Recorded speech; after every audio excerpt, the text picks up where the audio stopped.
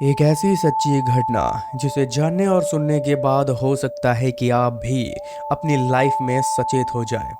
ये घटना घटी है एक संजना नाम की लड़की के साथ। एक रात अचानक से संजना की दोस्त मिष्टी संजना को मैसेज करती है। मैसेज में अजीबो गरीब बातें लिखी होती हैं और शायद इसी वजह से ही वो मैसेज पढ़कर संजना विचलित हो जाती है और वो जल्दी से मिष्टी को कॉल लगाती है। लेकिन ये पता चलता है मिष्टी का फोन तो स्विच ऑफ आ रहा है। इससे वो और ज्यादा डर जाती है। उसके बाद वो मिष्टी के माँ को कॉल लगाती है, लेकिन उसकी माँ ये बताती है कि मिष्टी की तो पिछले हफ्ते ही मौत हो चुकी है, फिर वो तुम्हें मैसेज कैसे कर सकती है।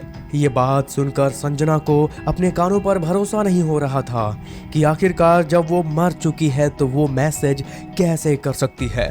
तो ये सब हम जानेंगे आज के इस कहानी में, आखिरकार इस घटना के पीछे की असल वजह क्या है। लेकिन उससे पहले अगर आप रोमांच भरे हॉरर स्टोरी सुनना पसंद करते हैं तो चैनल को अभी सब्सक्राइब करके वीडियो को लाइक जरूर करें। संजना जो कि एक न्यूज़ एंकर थी, अभी हाल फिलहाल में ही उसकी ये जॉब लगी थी। अब आप भी जानते हैं कि मीडिया वालों का काम होता है जगह जगह जाना और न्यूज़ कवर करना। सिचुएशन चाहे जैसे भी क्यों ना हो, उन्हें करना ही पड़ता है। फिर एक शाम जब संजना की ऑफिस से छुट्टी होने ही वाली थी कि तभी उसे खबर मिलती है कि क्लब के पास में ही एक रोड दुर्घटना हो चुकी है। फिर वो घर न जाकर अपनी टीम के साथ संजना उस दुर्घटना के पास जाती है न्यूज़ कवर करने के लिए। वहां पहुंचते पहुंचते काफी रात हो जाती है। वहां पर देखती है कि पुलिस वाले उस कार से एक डेड बॉडी को बाहर निकालकर उसे कफन ओढ़ा रहे थे कि तभी संजना उस डेड बॉडी का चेहरा देख लेती है। चेहरा देखकर मानो ऐसा मालूम पड़ रहा था कि किसी ने उसके चेहरे को पहले अच्छे तरीके से कुचला हो और उसके बाद आग लगा दी हो। लेकिन यह पूरा मामला सड़क एक्सीडेंट का था।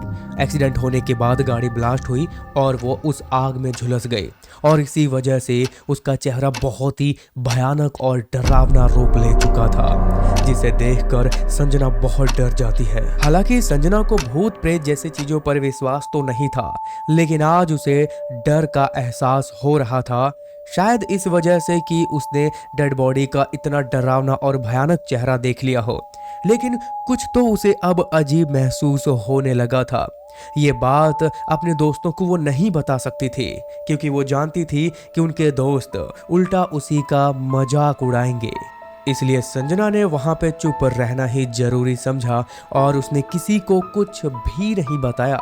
वहां पे वे न्यूज़ कवर करते हैं, फिर वो अपने अपने घर की ओर चले जाते हैं। फिर अगली सुबह जब संजना ऑफिस आती है, वहां पर भी वो चेहरा उसका पीछा कर रही थी।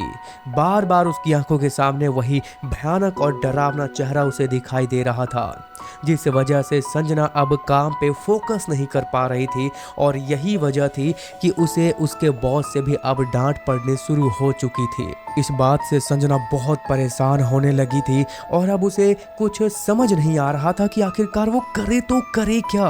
वो चेहरा उसका पीछा छोड़ने का नाम ही नहीं ले रही थी।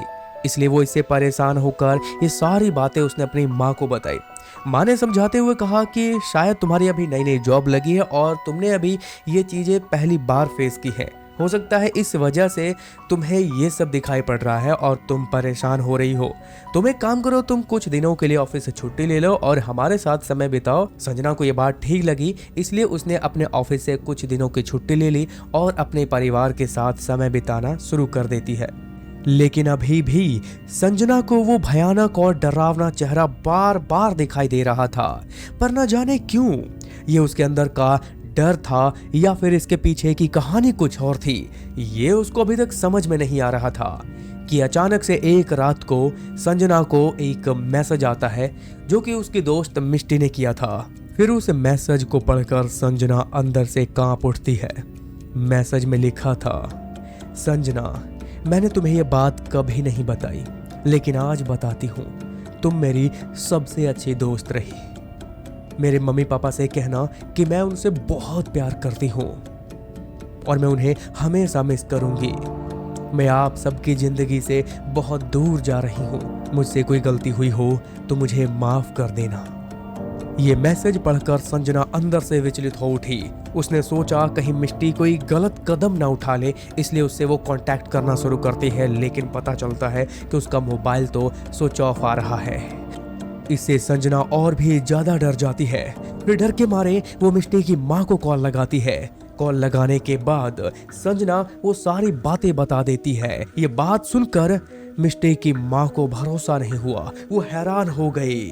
लेकिन फिर मिष्टी की माँ ने बताया कि पिछले हफ्ते ही एक रोड एक्सीडेंट में मिष्टी की मौत हो गई थी।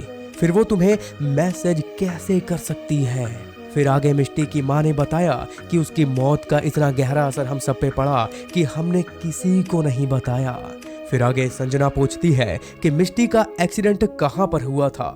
फिर मिष्टी की माँ ने बताया कि क्लब के पास में ही ट्रक से उसका एक्सीडेंट हो गया था और वहीं पर गाड़ी ब्लास्ट होने की वजह से उसका पूरा बदन जल गया था। ये बात सुनकर संजना अंदर से कांप उठी और मन ही मन सोचने लगी कि जो पिछले हफ्ते न्यूज़ कवर करने गई थी वो कोई और नहीं बल्कि संजना की दोस्त मिष्टी ही थी। पर सवाल यहाँ पर यह है कि आखिरकार जब उसकी पिछले हफ्ते ही मौत हो चुकी है तो उसका मैसेज अभी कैसे आ सकता है? ये सवाल उसके मन में घूमता रहा और वो चेहरा उसका पीछा आज भी नहीं छोड़ रहा था। वो रात भर सो नहीं पाई, करवटें बदलती रही। सुबह हुई, वो ऑफिस गई। ऑफिस में भी वो परेशान बैठी रही और जब उसके दोस्तों ने उसकी परेशानी का कारण पूछा तो उसने सारी बातें बताना ही ठीक समझा। उसने सारी बातें बताई। सारी घटनाएं सुनने के बाद संजना के दोस्तों ने भी अब संजना का साथ देना जरूरी समझा, इसलिए उसके दोस्तों ने मिष्टी का नंबर ट्रेस करना शुरू किया। हालांकि मिष्टी का नंबर अभी बंद आ रहा था। काफी कोशिशों के बाद अचानक से एक बार मिष्टी का नंबर एक्टिव हुआ दिखाई दिया। फिर उन्होंने उसका लोकेशन ट्रेस कर लिया। फिर जल्दी से संजना और उसके दोस्त मिलकर उस लोकेशन की तरफ निकल जाते हैं। वहां पर पहुंचकर ये पता चलता है कि उस लोकेशन पर तो मिष्टी का बॉयफ्रेंड मयंक रह रहा है और फिर वो पकड़ा जाता है। पकड़े जाने के बाद मयंक अब सारी सच्चाई बताता है कि उस रात मयंक और मिष्टी क्लब गए हुए थे और क्लब में ही मिष्टी का मोबाइल मयंक के पास रह गया था और मिष्टी बिना मोबाइल के ही कार में सवार होके घर की ओर निकल गई थी कि रास्ते में उसका कार एक्सीडेंट होने की वजह से उसकी मौत हो गई थी। मयंक वो लड़का था जो कि पहले संजना को पसंद करता था, यानी कि जो न्यूज़ एंकर थी, लेकिन संजना ने उसका प्रपोजल रिजेक्ट कर दिया था। इससे मयंक के अंदर बदले की भावना पैदा हो गई थी। वो उसे बदला लेना चाहता था लेकिन कभी उसे मौका नहीं मिला था। लेकिन अब उसे मौका मिल चुका था, इसलिए वो खुद मिष्टी के नंबर से उसे मैसेज कर रहा था ताकि वो उसे डरा के इस कदर मार सके कि लोगों को ये लगे कि ये किसी भूत प्रेत का काम है। खैर दोस्तों, ये तो पता चल गया कि आखिरकार संजना को कौन मैसेज कर रहा था। लेकिन ऐसे ही एक और घटना, जब 3 दोस्त शमशान घाट में रात को चैलेंज करने के लिए जाते हैं तो रात के ठीक 12 बजे वहाँ का हैंड पंप अपने आप चलने लग जाता है। फिर उसके बाद जो कुछ होता है, ये सब जानने के लिए आप इस वीडियो पे क्लिक करके देख सकते हैं।